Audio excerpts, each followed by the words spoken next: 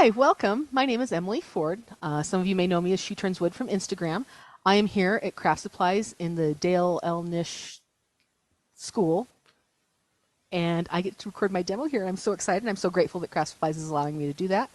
I am going to start off my demo by showing you how to turn a captured ring marble top. I think that's the plan. And then we're going to do captured ring Christmas ornaments. So let's just get started. We're going to start with a piece of cherry. We're going to use this for our top. And we're going to turn it between centers, rough it out, and put a tenon on it. And if anybody has any questions, I will be on afterwards in the live Q&A to answer any questions that you may have. And if my audience here, which is my son and Paul Russell, and Kirk is here too. He's doing all the recording for me because he's so kind. And here's my son. This is Silas, everybody. He came to join me. He got suckered into this today. If anybody has any questions, please feel free to answer. Again, I'm Sheturnswood on Instagram. If anybody needs to reach out, feel free. That's the best way to get a hold of me if anybody needs me. I am just getting this between centers. I've got my live center here. We're just going to throw it in, and we are going to pull out our Hamlet, who happens to be sponsoring this demo, roughing gouge. This is my favorite roughing gouge, and I'm trying to remember where I put it. It's a 1 1/4 roughing gouge, and I spent way too long in my shop not turning with one of these. I use it for everything, all my spindles. This is what I use. It's truly one of my favorite tools in my shop. You will see odes to it on my Instagram page, me singing about, "Isn't she lovely?" We're just going to turn our lathe up to speed, and we're going to go at about 2,000 RPMs just to rough this out. We're just going to knock the edges off of that. Make that nice and round. Again, this is going to be our top blank. And we're going to move always turn off your lathe when you move your tool rest. Do as I say, not as I do, please.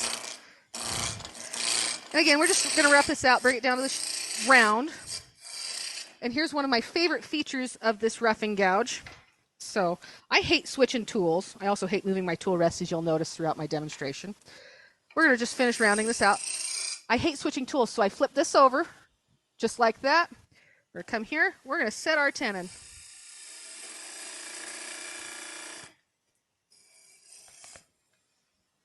And that is as hard as that is. Just raise our handle, bring that down, and that should match my jaws that I've got, my Vic Mark jaws. I'm also going to rough out my ornament right now because that's where we're at, and it's easier to do that since we're already set up to do so. Let's slide that out there. We're going to move the camera just a touch. And I've got a nice piece of black walnut for our ornament that we're going to do. And again, we're just going to find the centers, stick it in, which is always nice. And there we go. I'm also going to change my tool rest out because I've got the shorty on there right now. And why use that when I don't have to? I'm going to switch back to my long tool rest. And we're just going to rough this out, put a tenon on it so it'll fit in our chuck. This is pretty basic stuff. And again, we're going to use the tool that I just set down back here, our 1 1/4 roughing gouge. I absolutely love this tool, and I wish I could say more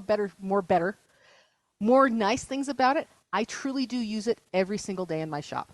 Whenever I'm out, this is what I start with. You'll see me doing my production turning when I'm out just roughing out all my blanks. This is the tool I have in my hand.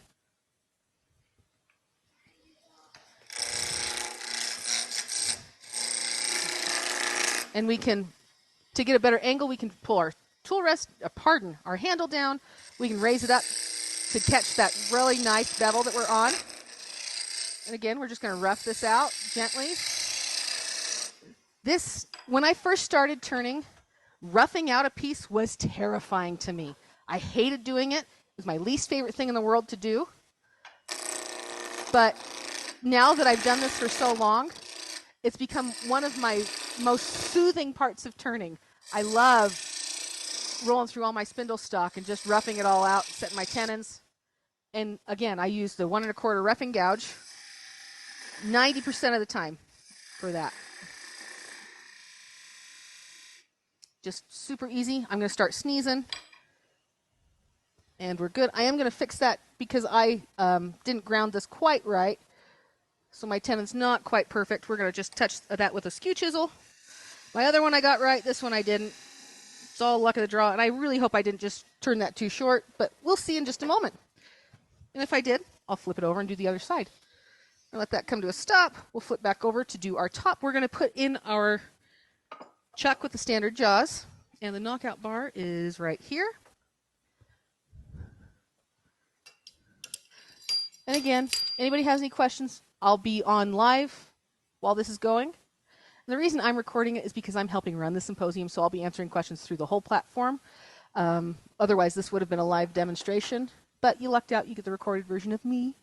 So I appreciate your patience with me while I do this. And again, I love doing this. This is so much fun to me. It's a huge chuck. And we're going to start. Hear that click? It's on. We're good. We're going to start with a top. We're going to go to the overhead so you can see the top we're going to start with. Get this out of the way. But here we go. This is our top. My little boy just said it's beautiful. This is just a marble top. We put a marble on the bottom. They're fun. We're also going to put a captive ring right here, as long as I remember to do it. So, because this is a captive ring demo, we're going to show you the captive ring tool by Hamlet. And I didn't have one made before I came because I'm a slacker. So, let's get that done. We're right here. We've got the chuck key. And we'll see if I did this too small. You say no. Oh, guys, this is embarrassing. I might have to start all the way over. Just kidding. We'll fix it. That's a quick fix. I have the smaller jaws on at my house, so it's my own fault for not bringing my own chuck. But I know how to fix that. Throw this back in. We're going to put our live center back in, or drive center. I love this. I use it all the time. And, ta-da, we'll flip it around like so. Line up those center marks. Come back here. And I could just stop and re-record. Oh my gosh, I am super strong. Oh my gosh, this is embarrassing, folks. This is even the lathe I have at home. Sheesh. Trying to embarrass me. It's fine. We'll figure it out. Robin is better taught. She was trained very well by who I got her from. I actually bought my Vic mark from Kirk, and I love it. She came very well trained. Unlike myself, I'm still working on that. So I'll just fix this. Super quick. Standard jaw size. We're good.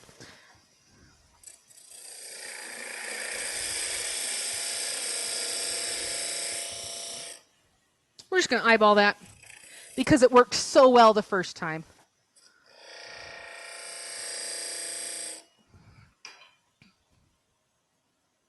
Yeah, we'll call it good. We'll see in just a minute. We might just be making tenons this demo. This might be a tenon demonstration. Oh, and I won't whistle because it'll pick up on the mic. I apologize. I'm always whistling while I'm working. I'm like a Snow White dwarf. Oh, I did it right this time. That's what you get when you don't measure. And I am the biggest slacker when it comes to measuring. So, we are going to do this with our spindle rough and gouge. I lied. With our spindle gouge. Pardon me.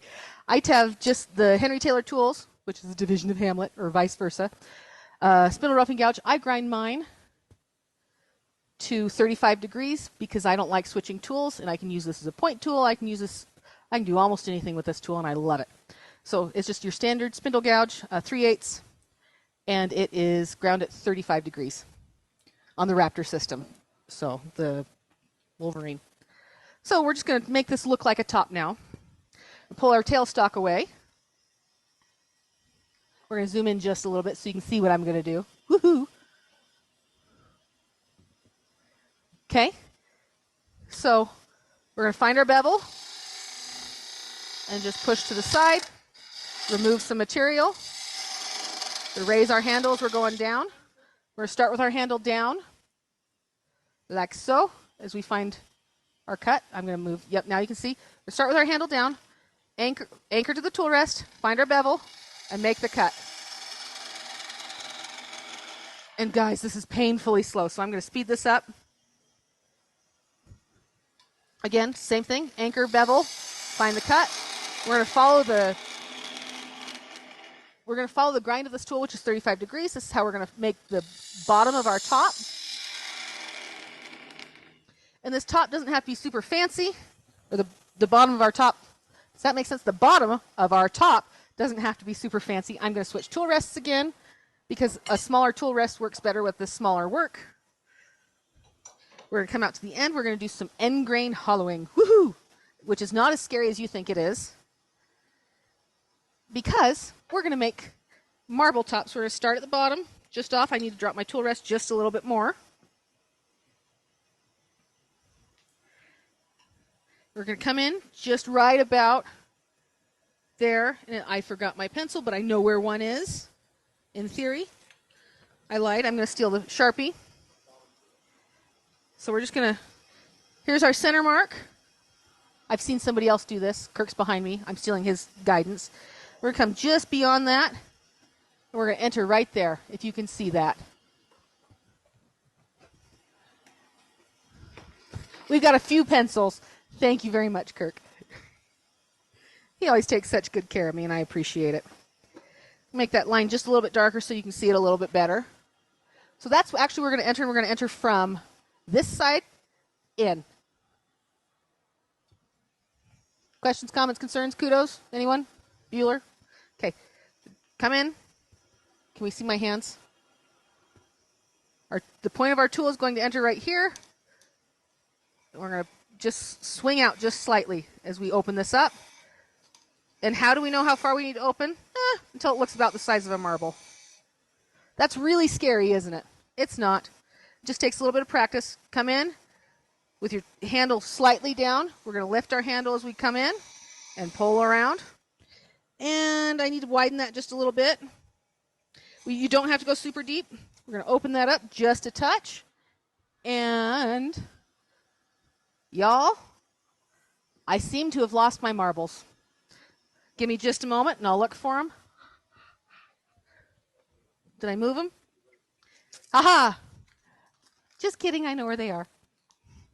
I found my marbles. Yeah, I'm sure you were all very worried. But bag of marbles, the Dollar Tree, dollar store, that type of store, 100 marbles. Oh, pardon me, 50 marbles for $1. These are great fun. Put that where I can see it.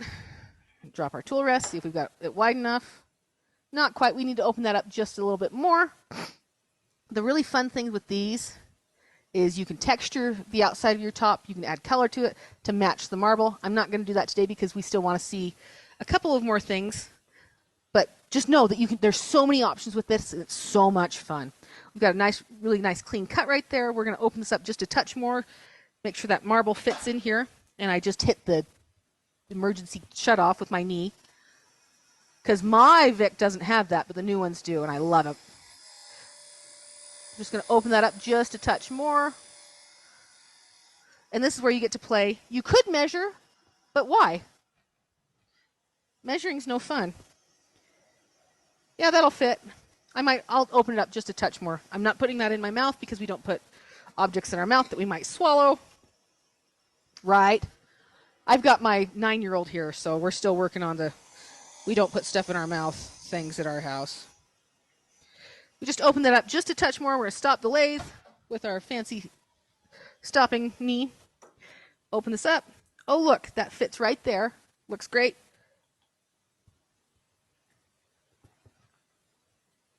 I'm going to sink that in just a touch more. And this is all up to you. You can just glue them in, and it works. I am going to use glue for this. I've got some just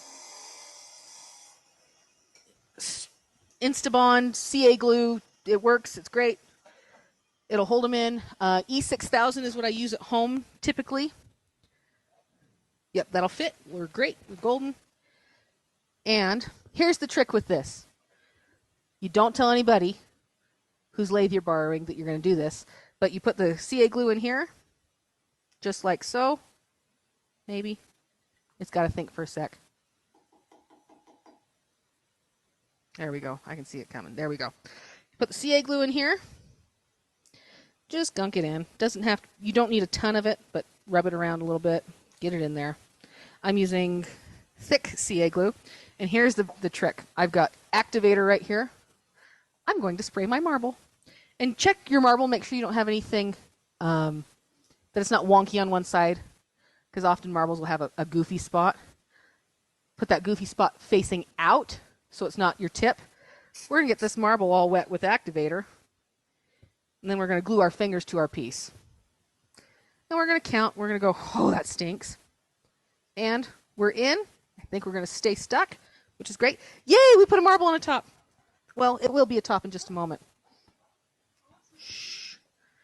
He's a little enthusiastic. I've done a bunch of these lately, and he hadn't seen one yet, which is funny because they've been sitting on the kitchen table for about a week. So now we're going to do the really hard part. We're going to add a ring. It's not hard at all, I promise. If I can do this, you can do this. Like, truly, this is one of my favorite things. The joke is, if you like it, you put a ring on it. I love tops. I love rattles. I love ornaments. So you put rings on all of them, right? We're just going to bring this down just a little bit. We're going to make the top of our top working towards the spindle. We're just removing material right now.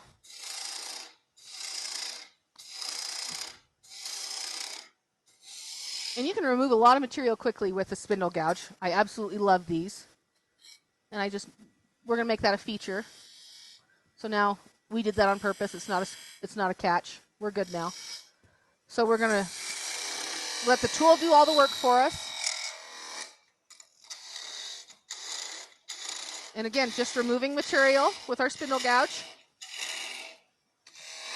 We're going to sneak in. We're going to step to the side, clean that up. Anchor, find your bevel, ride that bevel down.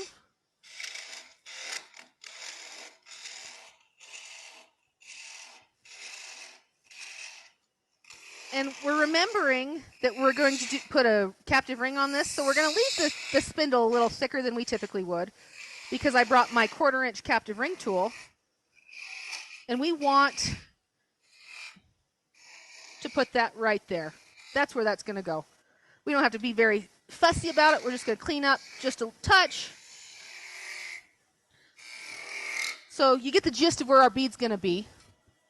It's going to be right there next to my very shiny nail that I just chipped. That never happens. Oh, sorry. It was glue. Just kidding. Just round that over just a touch. Okay, we're going about as fast as we want to be. We're at about 2,400. We are going to slow down to use the captive ring tool. And again, I've got the Hamlet Captive Ring tool. I got to make faces. Like Vanna White. My maiden name is White, so I've been called that more than once. So this is the Hamlet Captive Ring tool. It's the 1/4-inch captive ring tool. I own the 1/4-inch and the 3/8 inch. I have yet to grab the 1/2 inch because I haven't found it here in the States, but it is available. I love this tool, and I'm going to admit something. When I first started doing this, I didn't know you could sharpen these. So I'd use them until they were dull, and then I'd give them to somebody else that was smarter than I was, and they'd really enjoy having a captive ring tool.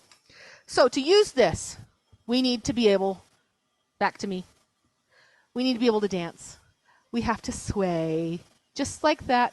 If you can do this, you can turn a captive ring, I promise. Is that hard? Can we all do this? I think we can. So we're going to start. We turned the lathe down to about 2,000. They recommend between 800 and 1,000. I find that my wood chips out more at that slow speed, but try for yourself. Find out what works for you. Do a whole slew of captive rings. Just do as many as you want. Get used to how the tool feels in your hand. We're going to come straight in. Our tool handle is level. We're going to, in our tool is at standard tool rest height. And we're going to bounce as we go, up and down. That helps round out our ring. It'll give us a really nice ring. We're going to keep that tool really nice and flat. Flat to that surface. And now we're going to flip the tool over. And again, we're going to sway as we do this. It's that dance that I had to show you. We're going to go back and forth. Just really simple. Back and forth. It's all in the hips, folks. It's all in the hips. We're just going to clean that up. That tool is going to come right on through.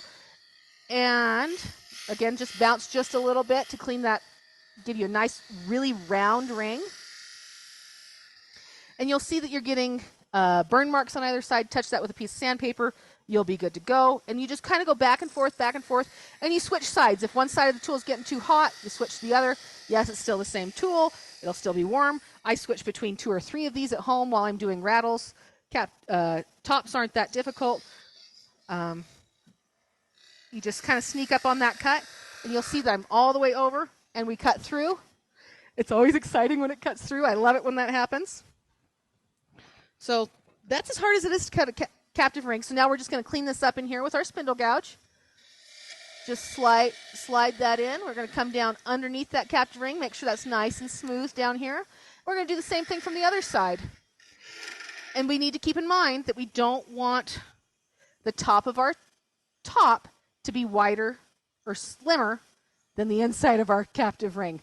Something to keep in mind while we do this. Or all we did was make a ring that's no longer captive. So, and we're not going to admit how many times that's happened. Just slide in here, clean up our spindle just a touch. So we're going to make this kind of look a little wonky. And people go, well, that's too top heavy. It's not going to spin. It will spin. I promise it will spin. Clean that up. Nice clean cuts. You'll see that I didn't go so clean. And we start at the top, work our way towards the bottom. Because going uphill is a no-no. Right?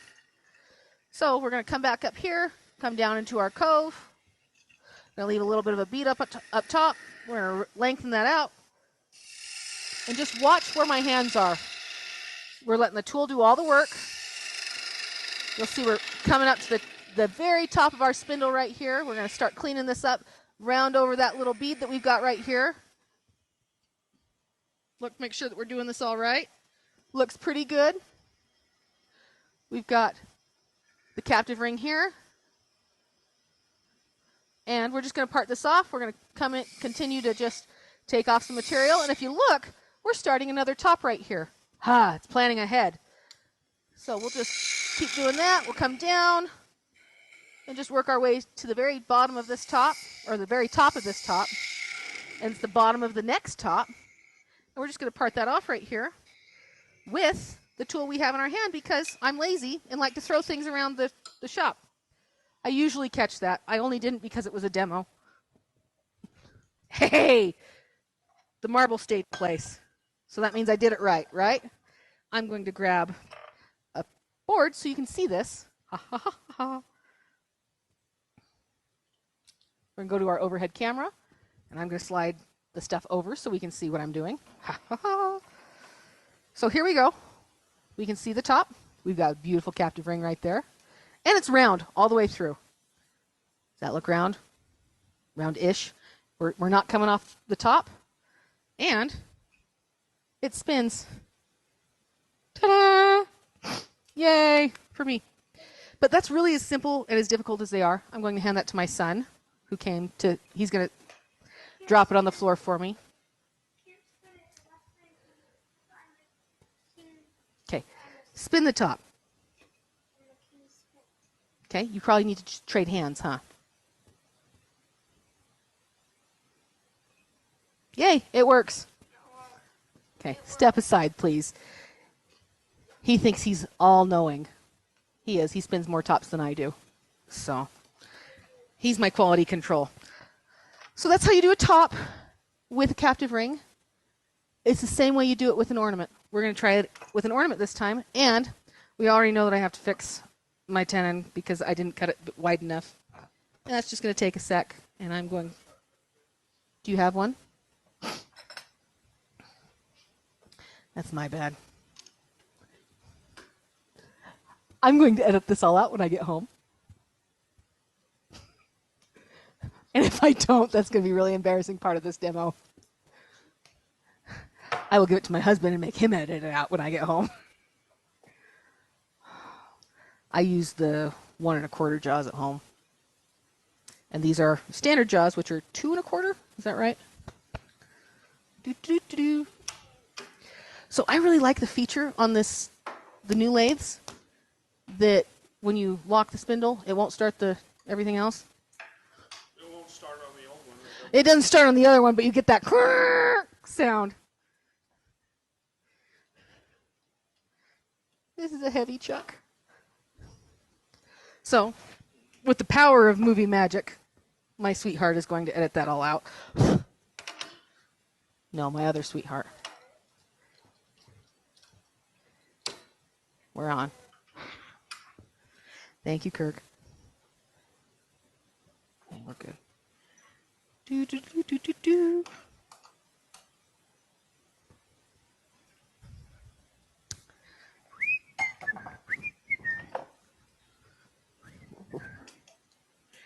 Pretend like I know what I'm doing.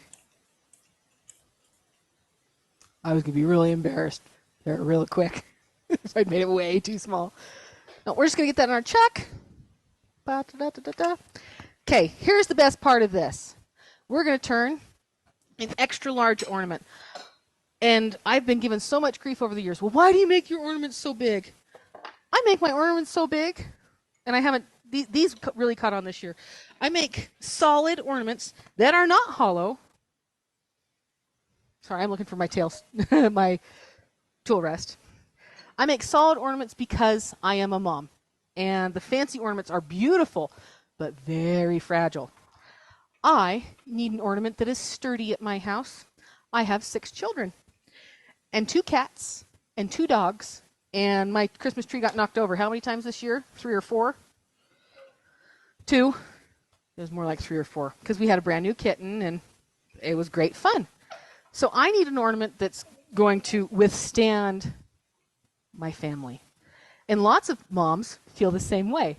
So I'm going to show you how to make an ornament that's sturdy. And this ornament we're going to do that's really big. This is probably, I didn't measure, 15 inches?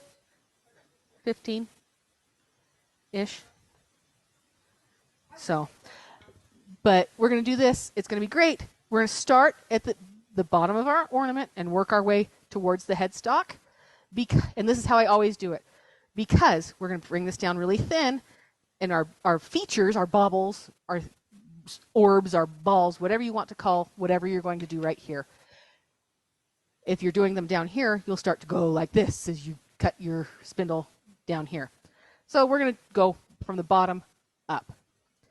And with that, we're just going to make sure that we're all the way around. Again, we're going to grab our spindle roughing gouge, because we can. And just make sure that we're nice and round. Are we zoomed out enough? Thank you. That doesn't look very big, but it really is about 15 inches long.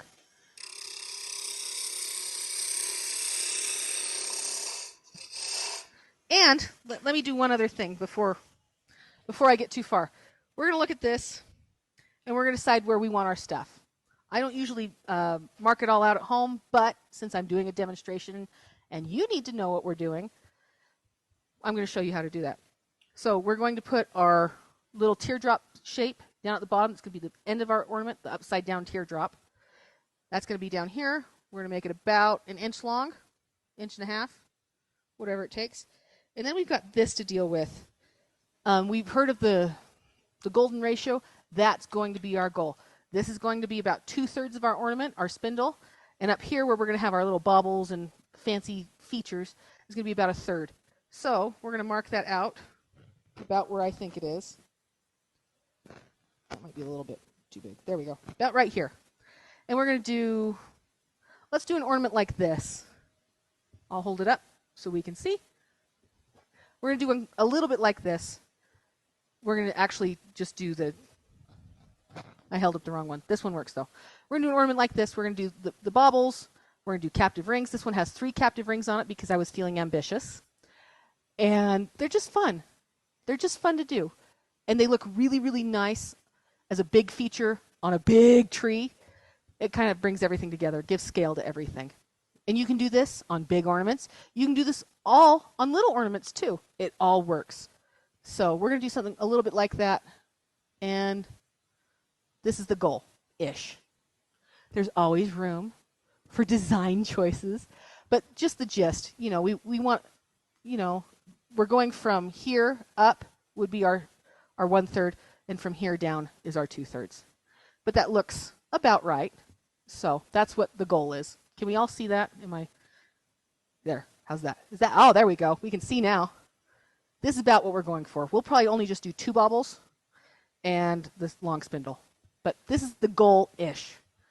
And that's the best part of doing these. You get to do whatever you want. But make it look good. And if you're using the golden ratio, it will. And the fun part about this, I went on Amazon, and these are small, and got some eyebrow calipers. Don't my eyebrows look nice? I'm kidding. And they stretch really wide, but not as wide as this piece. So I know about the ratios. See, we've got these really nice eyebrow calipers. So we're going to go, okay, and again, this is the 2/3, 1/3. So 2/3 here, 1/3 here. But we're going to do our little baubles up here, like I said. We're going to come up here and lay this out. We want a bauble here.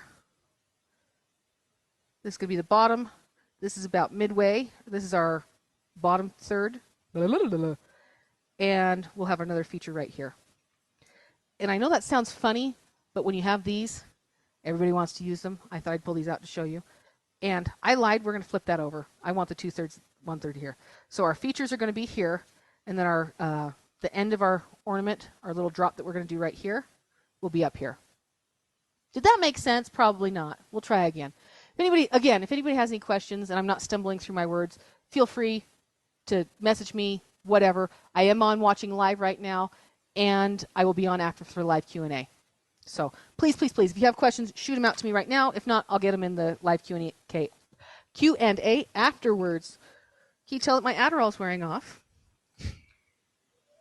As I start to stumble. Ken, we're just going to remove material. We don't need all of this. We're going to bring it down. And again, we're going to do this between centers as long as possible because we want that tailstock support. Bring this down to about where we think it should be. And that's about as thin as I want to go. So we're going to bring this down to a little bit of a taper. Just removing material because we don't need it. And I love using this tool. It's so much easier and so much quicker. And here's where we're going to start designing. Okay, we're down to about where we want to be. Okay. Ta-da! We're going to start down here and again work our way towards the headstock. We're going to grab our spindle gouge. Make sure that our tool rest is where we need to be. And we're going to start over here. Bead to cove, bead to cove. We're going to start here with our flute open, as we can see. And we're going to roll our bead down. And then we're going to pop up here just a little bit and clean that up. If I start sneezing, it's because it's black walnut. So we're going to go from the top of our bead. We're going to roll into this nice little line that we just created, that nice sharp point. And we're just going to ride that bevel, make sure that we're getting a nice clean cut. Pardon me. Sorry. It's like I'm turning black walnut or something. And we're going to go towards the tailstock. We still need that tailstock support, so we're not going to cut everything off, but we are going to come down towards it, leaving a little bit of a gap, which is good. And when we do that, we can see, we need to bring that down just a little bit more as we're shaping our little teardrop shape that we're going for. And again, we're just turning beads. We're just turning beads. We're not even working on coves yet. Just turning beads.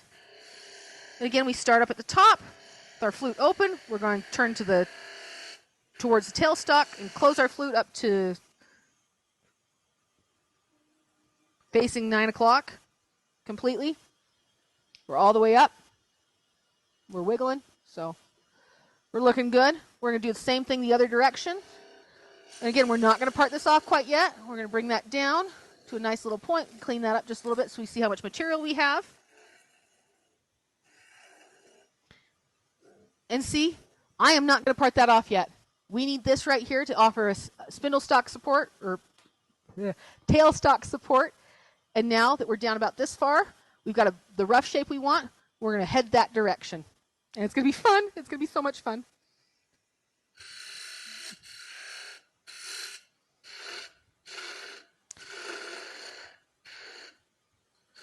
We're just going to clean this up just a little bit. And we don't want any straight lines in this. That's the goal. We're going to bring this up in a slight curve as we come up and then into I have to step back so I can see what I'm doing. Isn't that funny? And move my glasses so I can really see. I just recently joined most of the other turners and had to get glasses. And not only did I skip just to glasses, I skipped straight to bifocals, and I'm still getting used to them. I love it. I love it. It's so nice to be able to see. I didn't know I couldn't. So we're going to step back, look at this, see about where we need to be. We're going to put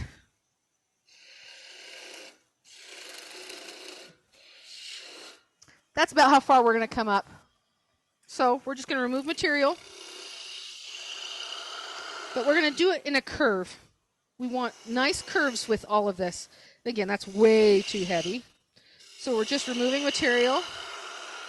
And you see how narrow I want to be down here versus how wide I am up here.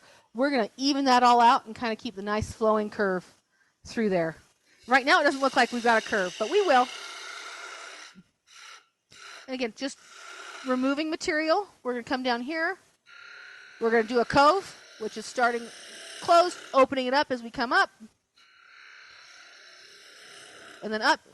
We're not going uphill, so we're going to come back down and pull material off.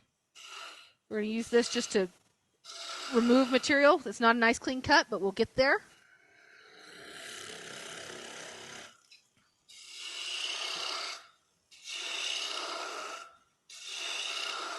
Just removing material as we come down. And when we're setting this up, we're going to look at our piece to see if it has any features. This is a very straight grain piece of walnut. When I'm at home and I've got this knotty, twirly, or there's a knot in here, or there's a hole from something, an inclusion, I usually want to feature that in the ball that I have. I just grabbed the wrong piece of wood today. That's fine. The nice straight grain ones look really good too. That means we're going to add a captive ring. Again, we're just using our spindle gouge, 3/8 spindle gouge, ground to 35. It gets us in nice and tight where we want to be. We get these nice sharp edges, and that is the trick to the 35-degree angle on our gouge. Turn that back on.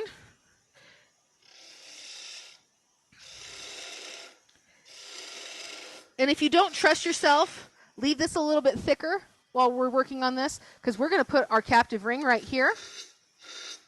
And you don't want to go too thin or have it too wide.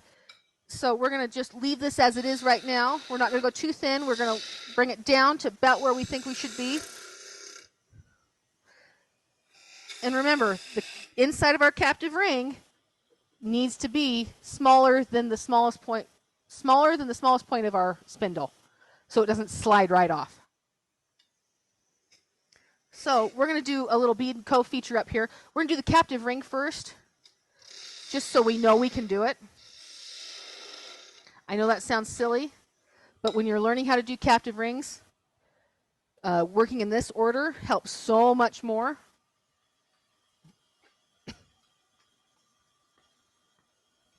And again, we're going to dance. So we've got, this is going to be the top of our spindle.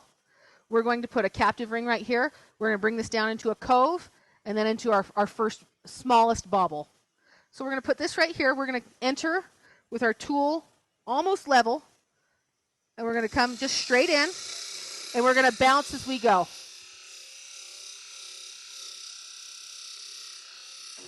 If you could see my right hand, which we'll switch to that in just a moment so we can see what I'm doing.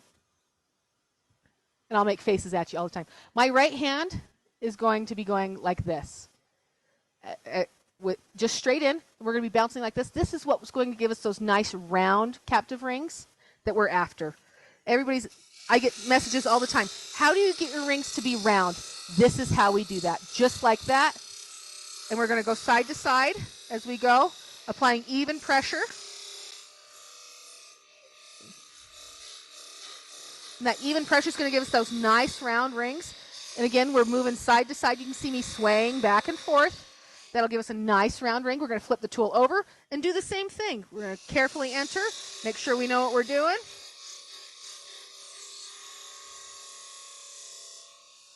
And as we do this, we're swaying back and forth. We're making sure that our tool's in constant contact with the whole of the ring, the all of the ring.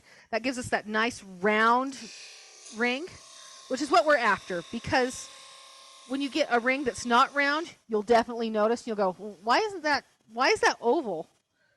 Because we didn't know how to use our tool right. And I am very guilty of that at times. Again, we're just going to ease on in and get that to part off. Careful, you'll see that we're getting a little bit of smoke. That's okay, it's not hurting anything. And we are through. That ring is loose. We're going to clean up our edges, not of the ring, but behind the ring. This is also why we want that really sharp point on our spindle gouge. But before we do that, we're going to finish cleaning up our little spindle. Nice sharp lines, smooth lines. And we're going to bring this down.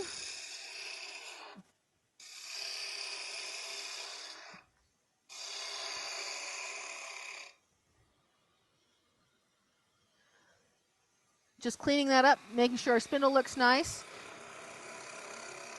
And as we're doing this, this is where we would sand as we go. I'm just thinning this down, making sure it looks about how I want it to look. It's not super fancy. That's not what we're going for. We're just going for nice, clean lines. We want it to look like it's falling from the top. So the way we do that is to create just a nice, smooth line right here. And I am driving Kirk crazy with all the different angles I'm doing, and I apologize. But he's doing a great job, and I appreciate all of his help. We're just going to clean these up just a touch. And we're going to, the way that I like to do this is I like to roll a bead into this, a nice sharp shoulder into a bead. It looks so much better to have those nice clean lines rolled in. It looks like it's holding the captive ring captive. We're going to move our tool rest down. And I want to give myself a little bit more room. We're going to stop the lathe. We did part this off with the captive ring tool, but we're going to make sure that we're all the way through, and we are. And if you ever get those little fuzzies inside your captive ring, literally all you have to do is this. They will 9 out of 10 times knock off. And if they didn't, you can glue a piece of sandpaper with a little bit of hot glue to your spindle and round it out. This just comes with practice. It took me way longer than I care to admit to figure this out. I did lots and lots of hot glue and sandpaper on spindles for a very long time. But we're looking pretty good. We've got a flat spot right here, which is my bad because I didn't finish roughing it out. It's going to be a feature. I'm kidding. We're going to fix it. We're going to bring this down a little bit because we want our bottom bobble orb to be smaller than our top one. So we're going to bring this down and even it all out. And we're going to just keep going.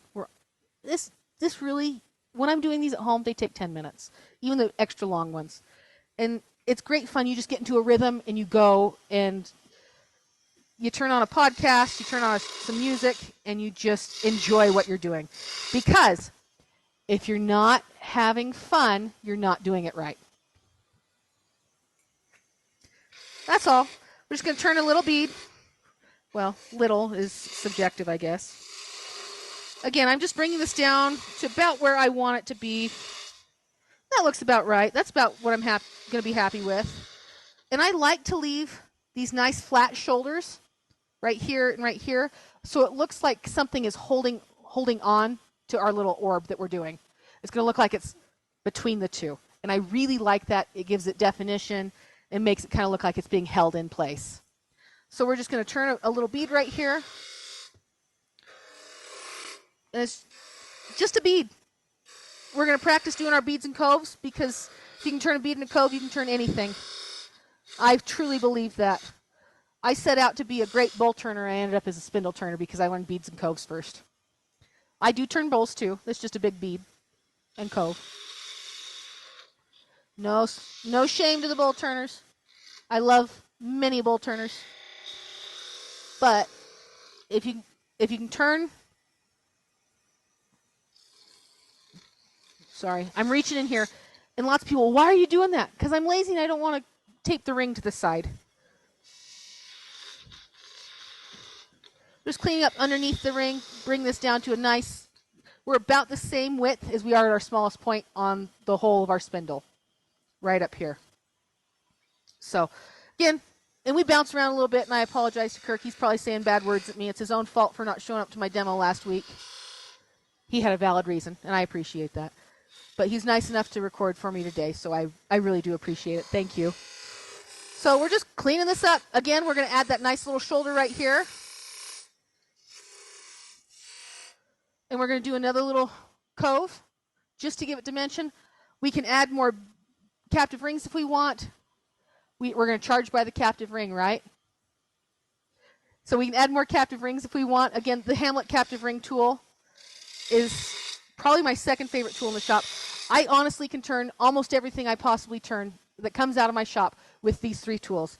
With my rough and gouge, my captive ring tool, which is behind me, my captive ring tool, and my spindle gouge. I can do, if I have these three things, I can do anything.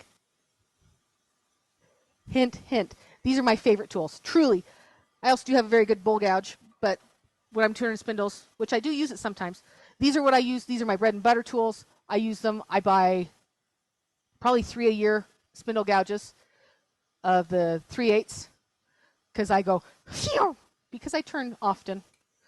And they're great. They keep an edge really well, and I love them.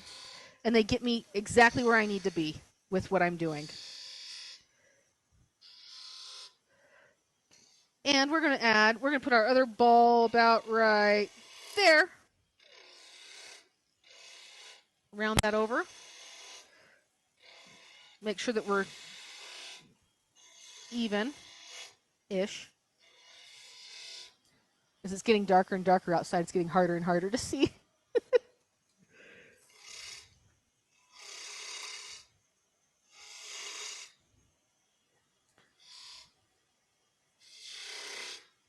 We're just going to add one more captive ring in here, just quickly because we can.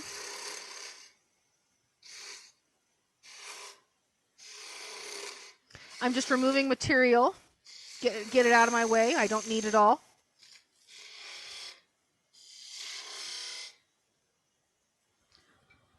Pardon me. That black walnut gets me every time. We're just going to do exactly what we did before. We're going to bounce our hand up and down using it as a negative rake scraper. Make sure that we're nice and round. And we're going to flip the tool over, do the same thing. Up and down, pull to the side. And if we don't feel like we're enough to go through, we're going to do the same thing, the other side. And you just go back and forth until you're comfortable and you think that you're in far enough to break through. And these little captive rings don't take very much. I am more comfortable making sure that my captive ring breaks towards the headstock. So we're going to just carefully do that. We're making sure that we're keeping track of where our edges are so we don't catch the captive ring. And we're through, and we're looking good. And again, right before you part it off, before you pop through, that's where you're going to sand your captive rings. I didn't show because I failed to bring sandpaper. We're just going to skip that because who wants to watch sanding? Not me. It's not fun. So we're just going to clean up our spindle right here. We're going to come in with our spindle gouge. We're going to go from up and down to open. So close to open. We're going to come back over here, do the same thing. We're going to clean up that edge. And we want all these edges to be about the same, to look even and together like we planned it that way. We want it to look like we did this on purpose. So we're just going to clean those up. We're looking at it. We're looking pretty good. This one's a little wide, so we're going to clean that up just a touch. Again, just into a cove. We know how to do that. We go from closed to open. Slide across. Make sure we're looking good.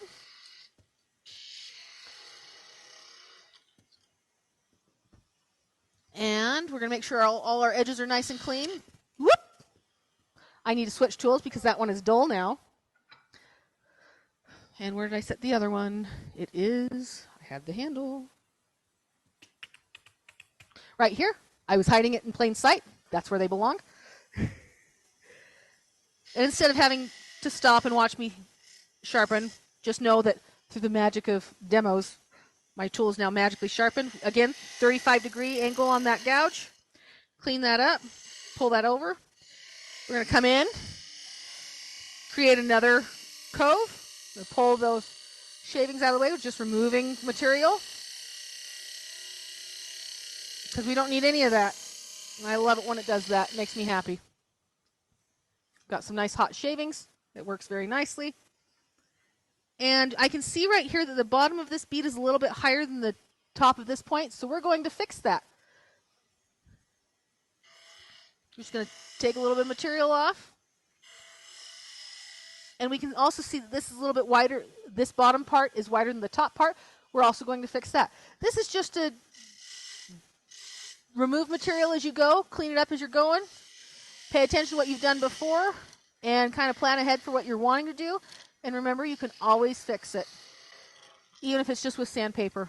Break out our 80 grit gouge, call it good. I'm kidding. Proper tool work makes a big difference in this. And this is really fun for freestyling. You get to use these tools, see what you can do. Combination of beads and coves that looks right to your eye.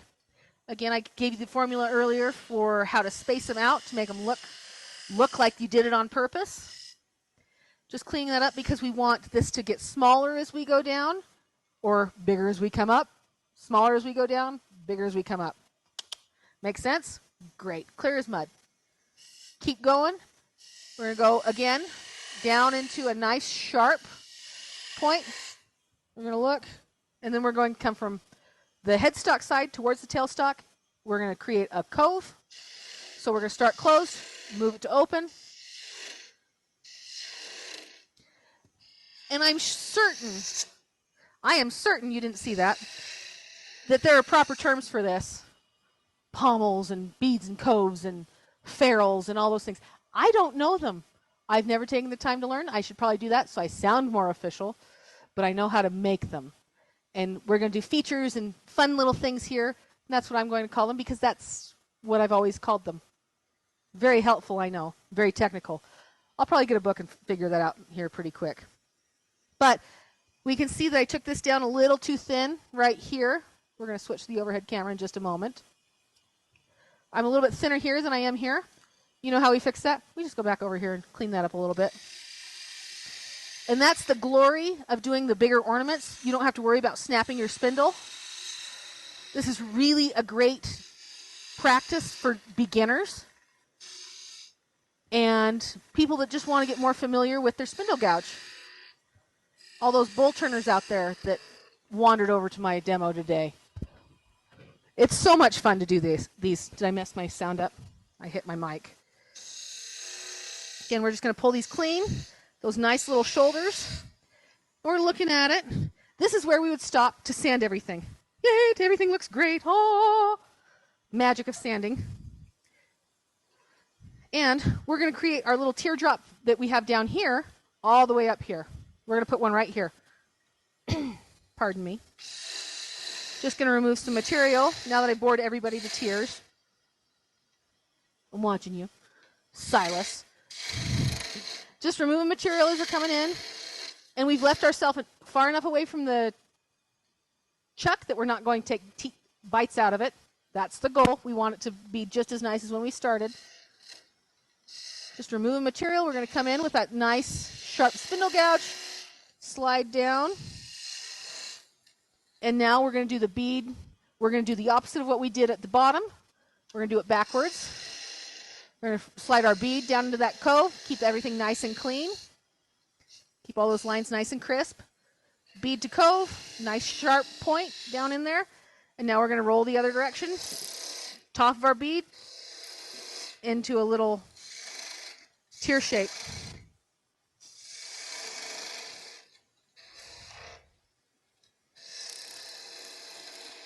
And Kirk, if you'll go to the front camera so they can see what I'm doing. Front camera, please. Thank you. Yes, perfect. What I want you to see is as I'm cutting these, you're going to see how much I'm moving. which, yay, you don't really have to see what my tool work is, but you're going to see that I'm going to start with my hip way over out to the side over here. And we're going to, as we're coming around, coming down, we're going to shift our weight onto our back foot. So we're going to get that nice design. Again, we're going to move our whole body while we're doing this to let the tool do the work. So we're just going to clean that up just a little bit, round that back over because I didn't love what we had. And again, we're going to start at the top of this bead and roll it down, and our hips are going to follow, and we're going to sway. I always like to tell my husband that he needs to take me dancing, and he's not a fan of dancing. I'm like, fine, I'll just go do it myself with Robin. My lathe's name is Robin. She's wonderful. I love her. But it's as easy as that, folks. We're going to just part this off on the ends. We're getting about where we want to be. And pardon me. Remember, we didn't take this down all the way at this end. We're going to slide back down this way to drive Kirk crazy. And paper I could see.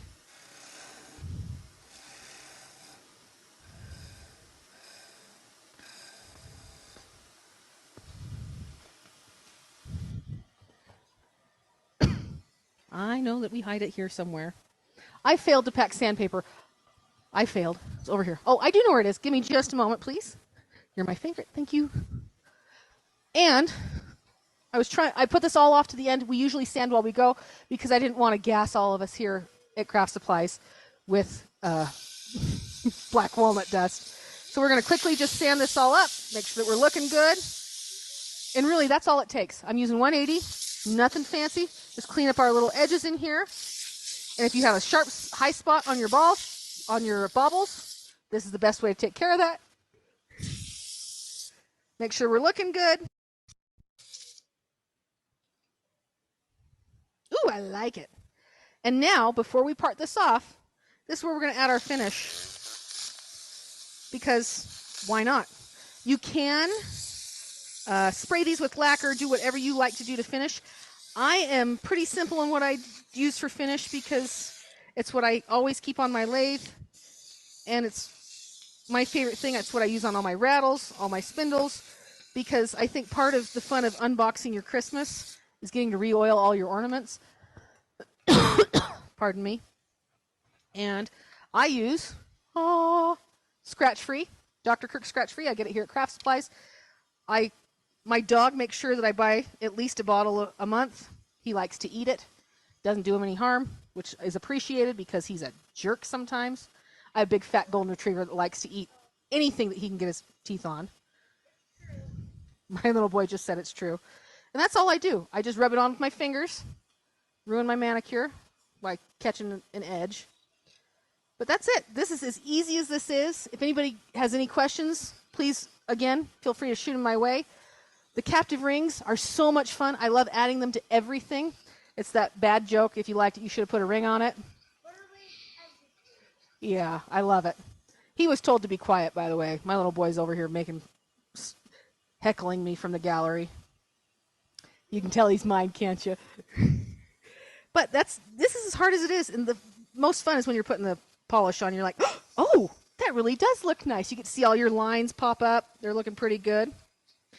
And the way you apply finish to captive rings, just rub it on. It's nothing fancy. It's as simple as it is. We're going to part this off so you can see what they really look like. I appreciate you joining me today. We're going to pull our tool rest back up. And we're going to bring this down really, really close.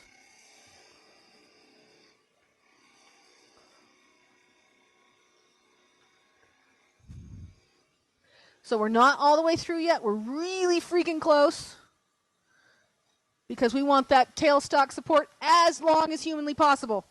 Now we're going to slide back up towards the chuck. Drive Kirk crazy because he's going to have to move the camera again. I'm so sorry. It's because I chose to do the long one. It's my bad. Okay. We're going to switch to the front camera in just a second. I hope we all know how to part off. But if we don't, we're just going to, again, bring this down as tight as we possibly can. And if you've messed up your curve right here, you can always fix it or pull stuff away. Okay. Here we are. We're going to wrap our hand around, like so. Put our hand on the spinning wood carefully. Bring this in. And we're going to part this off very gently because we just spent all that time on this pretty ornament, and we don't want to drop it like I did the top.